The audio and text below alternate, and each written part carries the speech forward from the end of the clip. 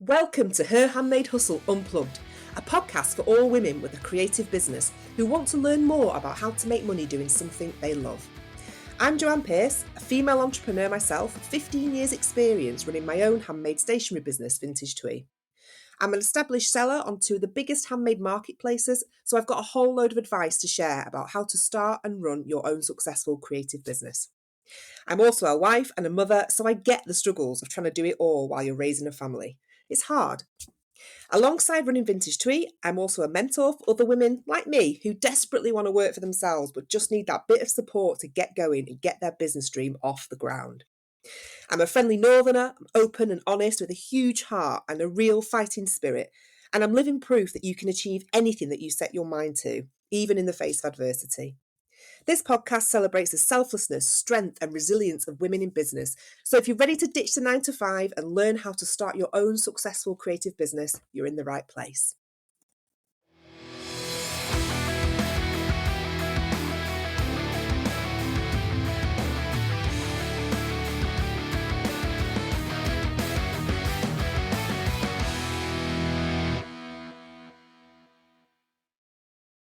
Hello and welcome to the Her Handmade Hustle Unplugged podcast.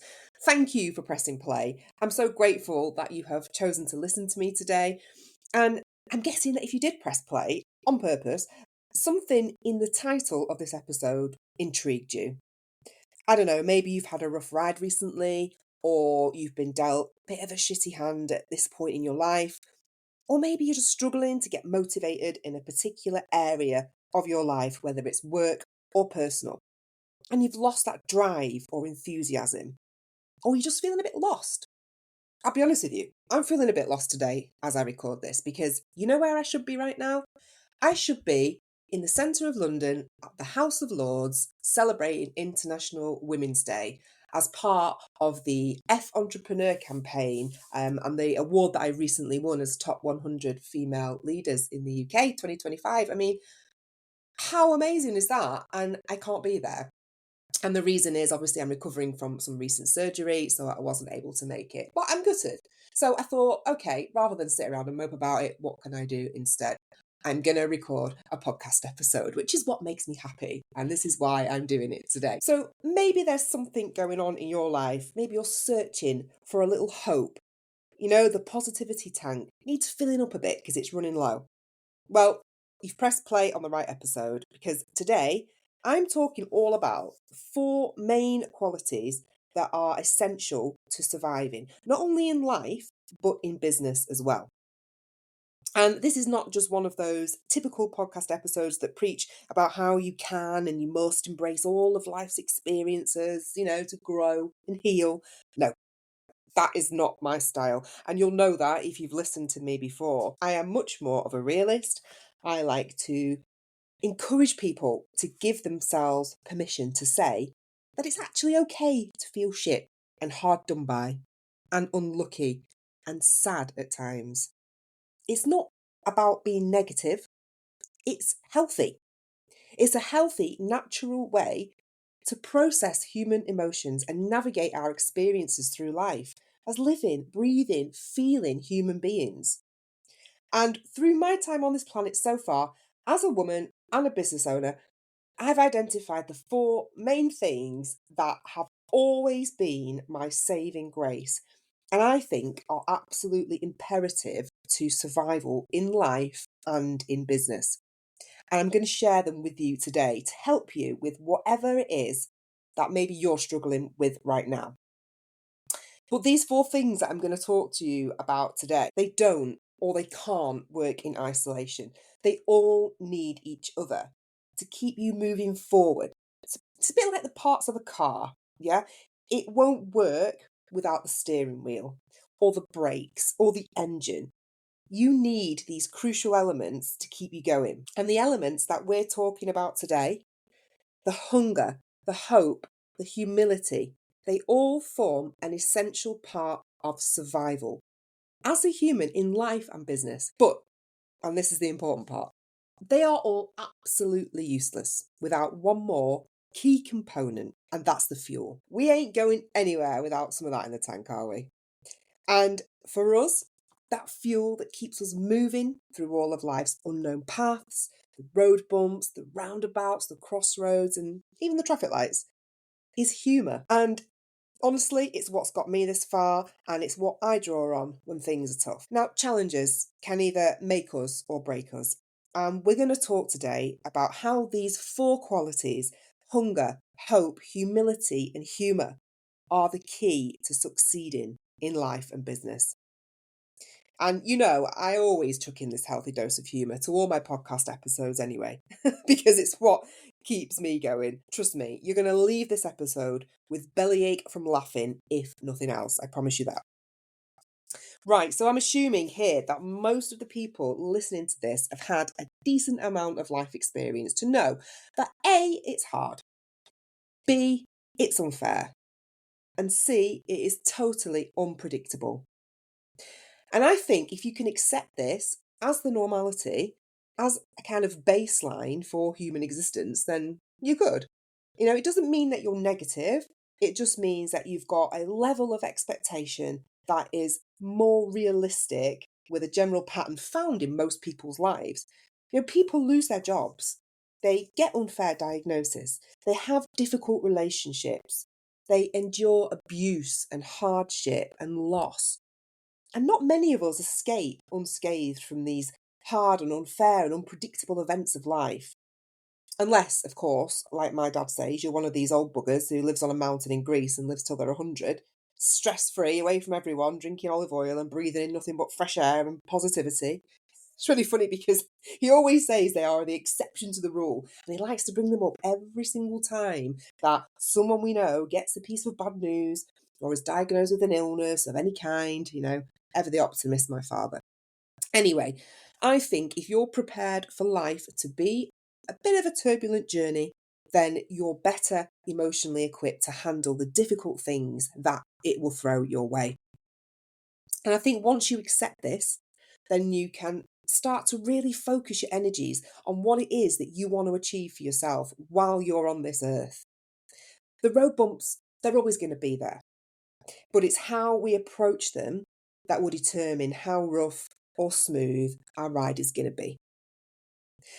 And this leads me on to talking about the first quality that is essential for survival in life and business for anyone. And that is hunger. And we're talking metaphorical hunger here, but also there's going to be a bit of literal hunger as well, because I have got some funny stories to tell you about this from my recent hospital stay, which I've got to share with you today. Honestly, I've got loads. I was actually writing them down in my notepad as they happened when I was in hospital, because I just knew that they would make excellent podcast material. I mean, who doesn't love a good hospital anecdote? Do you know what I mean? So hunger is massive, right? If you haven't got a hunger for what you want to do or what you want to achieve, then it isn't going to happen. The hunger is the thing that turns something from an idea into reality. It feels literally like when you're starving. You know that feeling when you can't satisfy your appetite and you just don't feel full up until you've had exactly what your body is calling out for. When I was pregnant with my little girl, it was garlic bread, right? Honestly, I ate that much garlic bread that I am surprised my daughter didn't come out in the shape of a baguette, or at least with a high dependency on the stuff. In fact, she hates it, weirdly enough. But it's that feeling like you can't stop thinking about it until you have satisfied your appetite. You can't focus or concentrate until you've fed your brain with what it needs right there and then. So maybe it is a business idea or a new range, or maybe it's the fact that you've always wanted to write a book or start a bakery. I don't know. But that hunger that you have doesn't go away until you satisfy it, until you take some actions towards doing it and making it happen. Now, for me, in terms of business, it's been doing this podcast. I am constantly feeding my hunger for it in any way that I can, whether it's writing episodes or it's researching them or it's finding guests or promoting it, whatever. I am always pushing it forward in any way I can. And it's because of that hunger, the needle is moving. Like, it's getting bigger. We're getting more downloads. We're getting more wonderful listeners from all over the world. got a chart position a couple of weeks ago. It was brilliant. Now, when I say I will do anything and everything I can to achieve what it is I want to do, which in this case is move and drive the podcast forward, I mean it, right? I'm going to give you an example of hunger, of real hunger, and this is going to make you laugh. So, as you know, I've just come out of hospital not long ago following a second and hopefully last round of preventative surgery. I had my breast removed last time and reconstructed, and this time it has been my ovaries, all because of this bloody dodgy gene mutation, which puts me at a high risk of breast and ovarian cancer. So, shit hand, but you do what you got to do, don't you? So anyway, me being me, I've been worried about, having a couple of weeks off from the podcast while I recover, especially now I've just moved over to Substack, and I've got subscribers. If you're one of them, thank you so much. And I don't want to lose them. I don't want to let them down. I don't want to let any of you down. Anyone that has taken the time to go on my Substack and subscribe and enjoys reading my weekly articles. Like, I was thinking about it so much and I was like, I do not want to let them down. So it was on my mind, despite this life-saving surgery that I was about to undergo.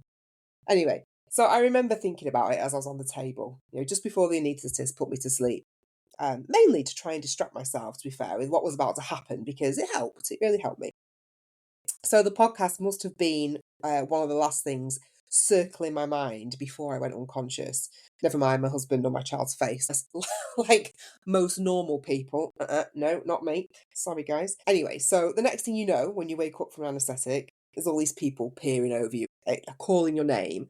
They're asking you if you can hear them, telling you it's all done, asking you to rate your pain on a scale of 1 to 10, which honestly, ridiculous question when you've been awake for like 5 seconds and you're just trying to figure out where the hell you are and what you've had done. So this lovely nurse, she's leaning over me and she's saying, Joanne, can you hear me? You're all done now. How's your pain on a scale of 1 to 10? Do you need some morphine? And then in between, obviously, me trying to understand what she was saying, I heard her turn to a colleague and just have some general chit chat about what they like doing after their shifts. And one of the nurses said to the other, oh, well, I love listening to a good podcast. Well, obviously then, my ears pricked up, fully awake. And first of all, I answered all her initial questions with, yes, I can hear you. Pen is about 7. Yes, I'd like some morphine. And then they told me later that in my drugged up state, I enthusiastically told all the theatre staff in the recovery room that I was in fact the host of the Her Handmade Hustle Unplugged podcast and also one of the top 100 female entrepreneurs in the UK 2025. And they must listen to the podcast because it's for amazing women like them, and I'll probably most likely be talking about them in my next episode. I mean, never mind, did my operation go okay? Did you find any cancer? Am I going to live past 50 now? Have I done the right thing? Am I in the menopause? All these questions that have been in my mind for some time now. But obviously got bumped off the priority list, blaming the morphine, the adrenaline, and the relief that was just all over, I think. But that's me. I've always had an insatiable hunger for whatever it is I decide I truly want to do and succeed at. And it's the difference between something working and something not. And this is what you have to make sure that you have too. For the thing that is your dream or your goal or your ambition, you've got to have that fire in your belly that doesn't go away. That niggling voice in the back of your mind all the damn time telling you that, you need to listen to it. Those thoughts that keep you awake at night and they come flooding in at 2 a.m. You can't stop thinking about all the possibilities. If you've got a creative brain, you will know exactly what I'm talking about. We can't help it. These are all the ways that the hunger will present itself. And don't ignore them, because if you feed them, they will grow. Now, before I move on to the next crucial quality that you're going to need to survive in life and business, I'm just going to tell you this funny story, also from my hospital stay, which is about literal hunger, right? You're going to love this. So, you know how when you have surgery, you have to fast, usually for like 6 to 8 hours or so before. And this includes all food and drinks with milk in them. So I'd had my surgery, and the next day I was lying in bed. I'd scored an unexpected overnight stay, which was a welcome surprise. It gave me a night off from dealing with the multiple nighttime wakings with my 5-year-old, which is what I'm normally doing at 2 a.m. So I was there lying in bed. It was about 6 o'clock in the morning, and there was this woman who had been admitted into the bed next to me who they were prepping for surgery. Now, I couldn't see her, the curtains were drawn, but I could hear everything that was going on. and all the people, going in and out of her cubicle like you get when you're having surgery. So many people come and see you, don't they? Anyway, the anaesthetist comes to see her and he asks her the standard question of, when was the last time you had anything to eat or drink? So this lady, who, she didn't speak a lot of English to be fair, and she sort of said to him, well, it was about a couple of hours ago. To which the anaesthetist, he sounded obviously quite surprised, expecting a different answer. He said to her, oh, right, okay, well, what did you have? And the lady goes, oh, I had a cup of coffee. So the anaesthetist was like, right, okay. Did you have it with milk or did you have it black? And she replied, oh, with milk. So then he launches into this big lecture, and quite rightly so, about how she shouldn't have had anything other than water and milk counts as food. Now, for her safety, they would have to delay a surgery and move her from first on the list to second, so she'd be going down to theatre mid-afternoon instead of first thing. I mean, it's a right kerfuffle. It sent all the medical staff into a panic, trying to reorder the patients on the operation list because, she'd not done as she was asked and she'd had this milk, which is classed as food when you have an operation. Anyway, all the theatre staff stormed off. They were sighing and swearing under their breath as they obviously had to change everything around. So I'm laying there just like listening, like you do. And the next minute, I can hear the wheels of the breakfast trolley coming in, right? The breakfast lady, she comes onto the ward, pushing a little tea trolley, and she's taking orders for breakfast. And she approaches this woman, who'd obviously just been scolded for not fasting, like, blissfully unaware, and she goes to her, oh, do you want any breakfast, love? To which this woman then replies, oh, yes, please, I'll have 2 slices of toast with butter and jam, thanks. I mean, seriously, like this actually happened. Luckily, a consultant intercepted dear old Babs in a breakfast trolley before the toast made it to the patient, but honestly, you couldn't write it, could you? I mean, her hunger was obviously strong enough to cause some severe short-term memory loss, but it was very funny to listen to from behind the curtain, as you can imagine. So moving on to the next quality, which is essential for your survival in life and as a business owner, is one that I don't think is given enough credit, actually, for the power that it holds in success. And I think it has a lot to do with being an extremely good human being, but also a successful business person. And that is humility. So what is humility? The dictionary defines humility as freedom from pride or arrogance, the quality or state of being humble, and an attitude of not thinking that you are better than other people. Now, for me, this is a big one, and it's one that I believe is central to business success. It's one of my core values in life and in business, and honestly, I think it's one that every single human being should strive to be and uphold, because the world would be such a kinder place, wouldn't it? But the act of being humble and free of arrogance is a quality that does so much more for your business than anything else. Like paid ads, endless social media posts, or self promotion. Like, forget it. If you can be yourself and show yourself all your humility, you will connect to your people. It shows them to you, it bears your soul and your humanity. And that's something that we as humans are programmed to respond to. It's in our nature.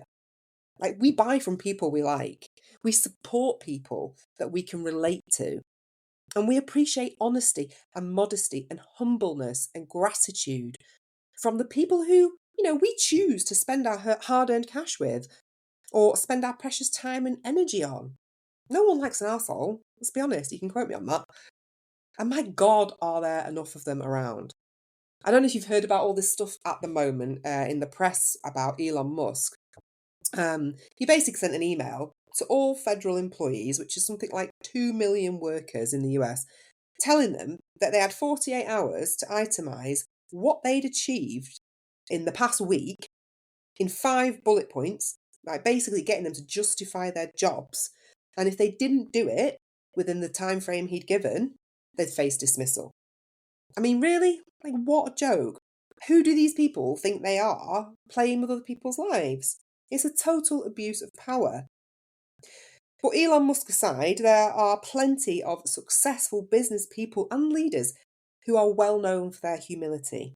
Nelson Mandela, like a global icon with a commitment to equality and forgiveness. Even Ingvar Kamprad, who's the founder of IKEA, he was known for his frugal lifestyle and his focus on customer needs. There's a quote that I really like as well by a American author, and he's a motivational speaker called Ken Blanchard. And he says, people with humility do not think less of themselves. They just think about themselves less. There's a huge difference there, isn't there? And humility can be often misidentified as a weakness, like it's more a lack of confidence or self-esteem, but it's really not. In fact, it's the opposite. It's a superpower. It's the self-awareness of the fact that we don't always have all the answers. We make mistakes.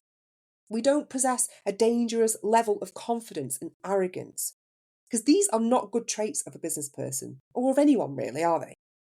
People with humility, they often make fabulous and successful business owners for a number of reasons, because number one, first of all, they show integrity and trust. People trust in them and their honesty to spend their money, to follow them, to support them, however, whatever it is, to join the mailing list. They trust you. Secondly, people with humility, they make good leaders because they acknowledge their own mistakes and they take accountability. And this gives consumers confidence when buying, especially from small unknown businesses. We're not big brands that people are aware of and know that their money is safe with. We are small fry. We are tiny compared to that. And number three, people with humility rarely misuse their authority. Hello, Mr. Musk, right? They are there to help others and ensure that their customers are happy and they feel cared for. And these are all what we call pro-social behaviours, which basically means we are prioritising supporting others, and it makes for a different league of business person. And it's something that I think we should all be striving for when running our own small businesses, as well as in life. So you need to think, how can you show humility in your business? Exactly where you are right now, in your small business, how can you show humility? Well, first of all, you can genuinely care about your customers and your supporters.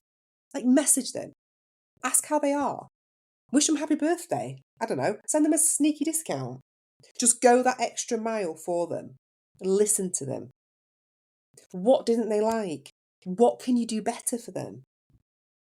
Show empathy and understanding and fix the problems if any need fixing. If you've made a mistake, sort it out. If you've sent them the wrong order, offer to send them a replacement for free. Keep the original order. Like, they will see you as this wonderful, kind business owner who has them at the heart, because that's what you are. Never brag. And this is a big one for me.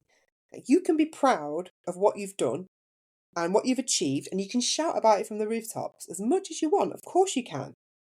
But you don't have to be a dick about it, right?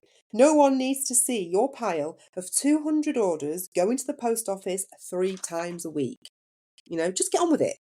If you're really so busy, then get off social media and start bloody working to get through all the orders that you simply can't keep up with. Yes, be proud of what you've achieved, but there's a way to do it that will earn you respect rather than leaving people with a bitter taste in their mouths. Now, I've got the perfect illustration to demonstrate the stark difference between someone with humility in their profession and someone without, right? Both of which I encountered within probably the first 4 to 6 hours of each other. And the first encounter was with my surgeon on the morning of my operation. Now, I'd never met him before. He was a stranger to me as much as I was to him. And it was not a good first encounter, put it that way. I think it's no secret that some people in senior medical roles, like surgeons, they can be quite standoffish, right? Some might say arrogant and unapproachable, and just generally having a bedside manner that could do with a little work, And I'm not saying this goes for all of them. I've had some lovely consultants and surgeons in the past. However, this one was a little different. Last year, I was really lucky. I had a fabulous plastic surgeon who was empathetic and friendly and not at all arrogant, which is why he received a batch of boob biscuits that my friend the baker made for him as a thanks for all his support and his skill. But this time, let's just say that this one isn't going to be getting any ovary shaped cookies for his kindness or his compassion. And I'm sorry if he ever listens to this, but this is just how I felt. For a start, he questioned a decision that I had made about my own body in regards to managing the effects of the surgical menopause. Like he knew better. Maybe he does, all right? But I know me, and I also know what I do and don't want in my body. Second, he didn't respect my decision. Well, not at least without showing his arse about it, right? Not literally, of course. Left that to me with the bloody hospital gowns. Jesus Christ. They are not good, are they? But I mean, his pride and his arrogance, it got in the way of what I guess we can call his customer service. He didn't even come back to see me afterwards to let me know how it went or to check up on me. I didn't know what to expect after it all. No one had told me. His ego was most definitely in the driving seat, and he had sped off down the motorway before I'd even woken up. And thirdly, he acted like he was doing me a favour. Like I need to be eternally grateful to the fact that he'd been born and decided to become a gynecological surgeon, and that he'd graced us with his presence on that very day that I needed my surgery, instead of being away at his holiday home in the Caribbean or somewhere equally enviable. Right? Now, don't get me wrong. I was grateful, and I am grateful that we have people who choose these careers and save lives, and we have access to their skills and their expertise. Of course, I'm grateful. But it doesn't mean that you have to be an arsehole about it. To be honest, I couldn't care less if the hospital cleaner decided to retrain as a surgeon, ditched a mop and bucket for a scalpel, and got me on the table and performed the same operation, right? As long as they were trained and capable and an expert in their field, to me, it doesn't matter who you are or where you come from. Like, you don't need to act like God. Now, speaking of God, I want to bring in the other person I mentioned at the beginning of this story, the one who I met no less than a few hours later, who had more humility in her little finger than he did in his entire body. And this was my nurse. Now, I won't call her by her real name because, I did announce to the whole ward and all the theatre staff that I had a podcast in my drug-induced state. So she might be listening to this. But when I originally heard her name, I got it mistaken and I thought she said Beyonce. So I'm going to call her Beyonce for the purpose of this story. Now, poor old Beyonce, she copped for a lot of tears. And my main meltdown came about 4 hours after my surgery. I wasn't doing too well. I was feeling sick and I couldn't stand up without passing out. They try and get you out of bed straight away, don't they? Oh, let's go and sit in the chair, and you've literally just woken up and you feel sick. Or try and get you to the toilet because they want you out that night, usually. Anyway, I could not stand up without passing out. So Beyonce had suggested that actually, maybe I don't go home that night as they planned, but instead I stay in and I rest until the morning. Now, when she initially told me this, I just burst into tears and I told her that there was absolutely no way that I could stay because I promised my little 5-year-old girl who suffers terribly with separation anxiety and worry, I told her that I'd be home for bedtime. I couldn't let her down. I really couldn't. So I tried to get up again and sit in the chair next to my bed. And I nearly fainted again. And I just lay there sobbing, thinking about the fact that I couldn't physically get to my child to comfort her. Like an almost primeval state, of a mother needing to protect her offspring. And it's weird because I knew she was safe with my husband and my dad, but it didn't matter. I'd promised her I'd be home. And I couldn't not be there for her. Until I actually couldn't, of course. So Beyonce drew the curtain around my bed, right? And she sat down next to me. And she got hold of my hand. And she just said to me in this beautiful, soft and soothing Indian accent, she said, "Joanne, do you believe in God?" To which, I shrugged in between sobs and I just said, "Sometimes," which I know isn't exactly going to make me believer of the year, but it was as good as Beyonce was going to get in that moment. Anyway, she said to me, "God only gives the hardest challenges to those who can handle them." And at this point, I think I cried even more and I just said to her, "Well, God doesn't know me then. I can't handle any more." Like, poor woman, honestly. But then she continued to hold my hand and she said, "Women are strong. Mothers are strong. Yes, you are a mother who takes care of others, but you are also a woman who needs others to take care of you sometimes. and that time is now. She said, let us look after you tonight and go home to your daughter tomorrow, please. And she squeezed my hand and I squeezed it back and I nodded. And I said, okay, Beyonce. And I said, thank you.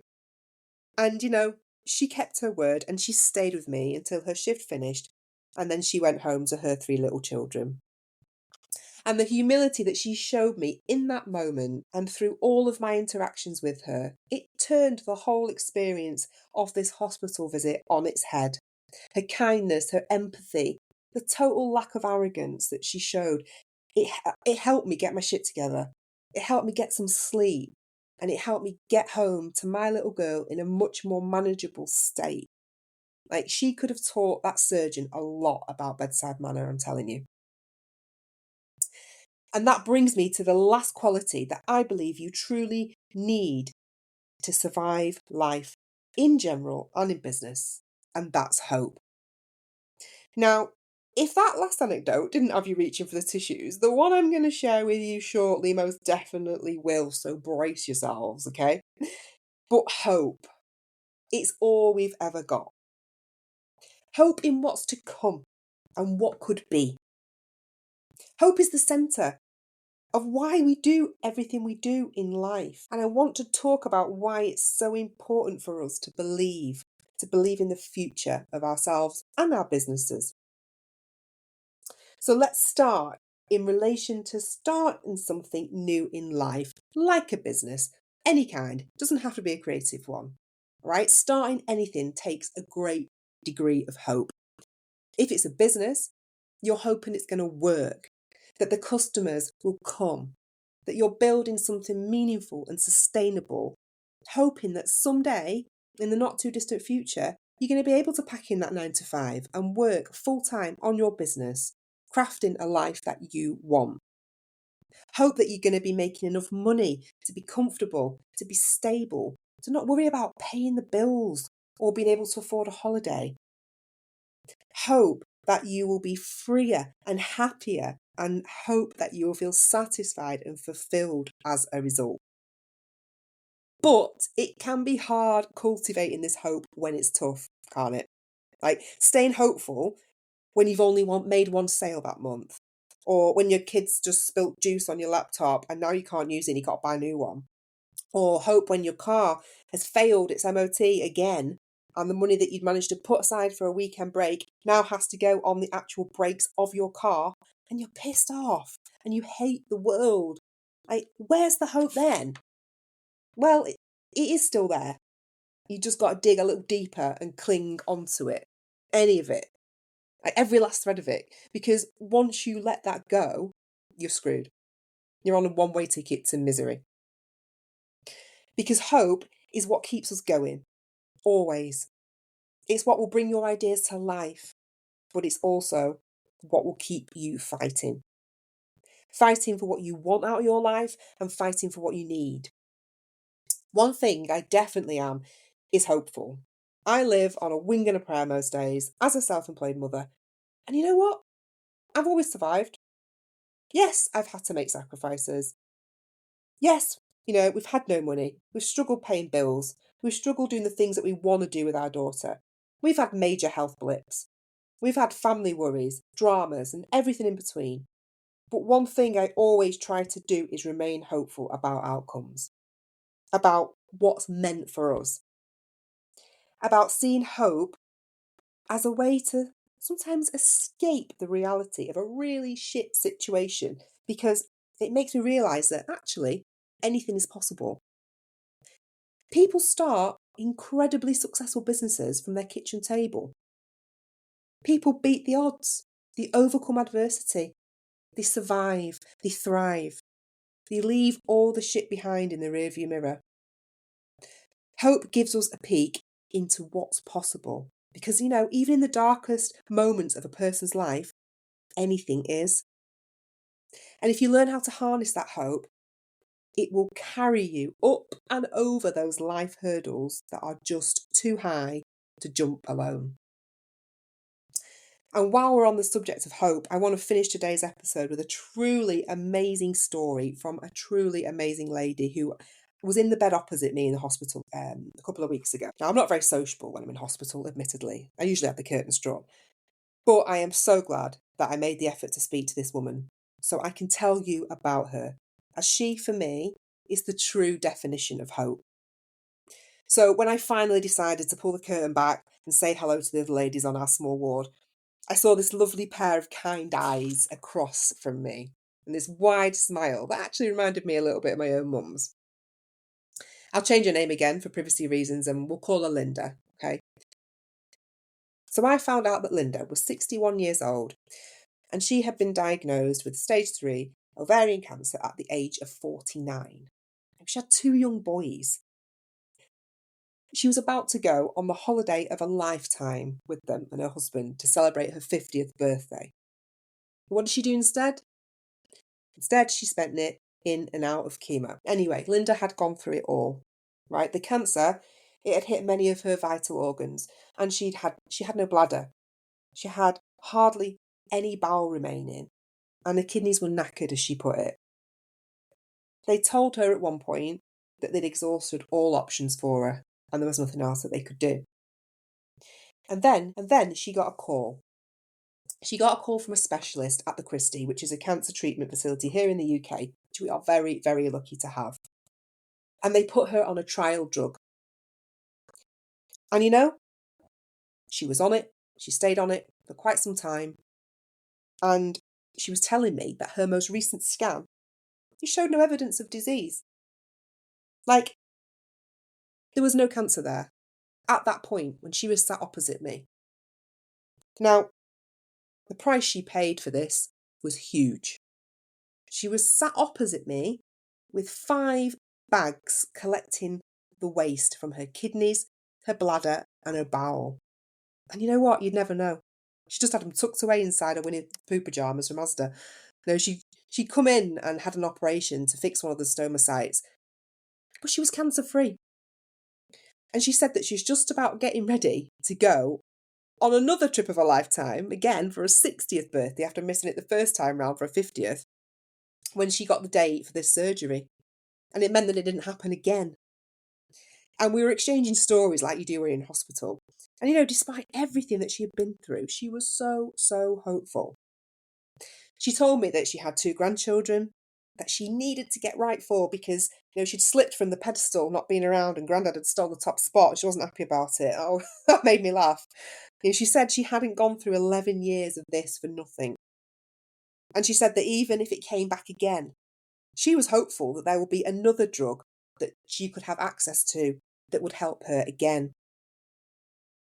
She told me that I had done the right thing and was hopeful now for some peace of mind and a bloody break for me and my sister, who's been going through hell on earth as well. And I asked her, I said, Linda, how the hell do you keep going? How do you keep smiling and being positive? And she said to me, you just have to get on with it. You've got no choice.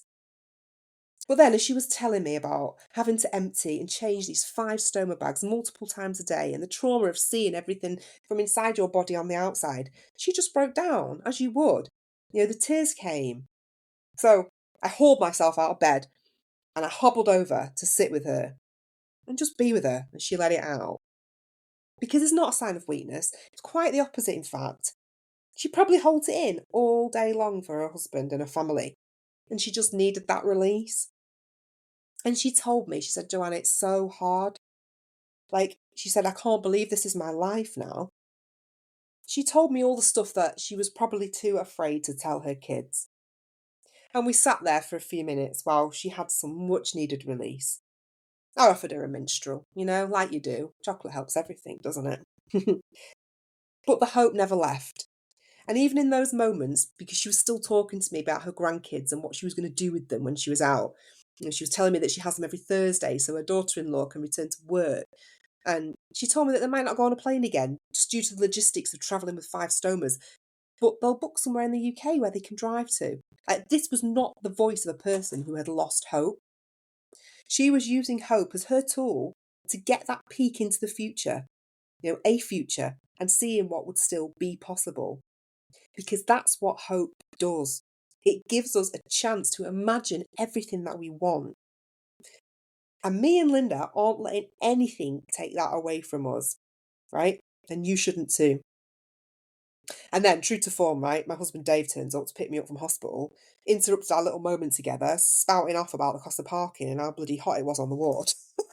I mean, he was wearing the thickest of winter jumpers and a coat. Like, everyone knows when you visit a hospital, you've got to layer up, right? He's always boiling. They just started making really annoying jokes to make everyone laugh, to be fair, about how he thought that, I could have just got a taxi back and, oh, are you all right carrying your bags to the car, yeah? Oh, I feel a bit tired. To which the nurses just looked horrified until I reassured them that this is just what I live with and just ignore him. So, in closing, I just want to bring it all together and I really want to reinforce the importance of these qualities: the hunger, the humility, the hope, and the humour to get you through whether you're navigating your way through a personal battle right now or a business struggle. You've got this. Keep your humility, hold on to your hope, and stay hungry for what matters to you the most. And laugh. Laugh whenever you can, because it's the humour that keeps us sane through it all. I hope you've enjoyed today's episode. If someone springs to mind who you think would like it too, please do send it to them and share it. And if you want to comment on it and tell me about what keeps you humble and hopeful and hungry, I would love to know. If you don't already follow me on Substack, please do subscribe if you can. It's free and you'll get a weekly article written by me to your inbox every Monday to help and inspire you on your business journey. And you'll also get an email every Wednesday when I release a new podcast episode, so you don't need to search it out. If you're a paid subscriber, you're going to get extra content every Friday, which includes bonus podcast episodes, as well as some help for your small business. The paid subscription fee is just £6 a month. For anyone that would like to support me this way, I will be eternally grateful. I've put the link in the show notes as well for anyone that wants to follow it. Of course, you can visit my website. While I have been off, I have not been doing nothing. True to form, I have rebranded the Her Handmade Hustle website. I have got a new logo, new colours. It feels much more like me. And it's a great way to introduce next week's podcast topic, which is all about reinvention, which I think you're going to love as well. So do take a look at it. Let me know what you think. And drop me an email if you want any help with your business. I'm here, I'm ready, and I'm waiting. That's it. Thank you so much for listening, and I will see you next time on the Her Handmade Hustle Unplugged podcast.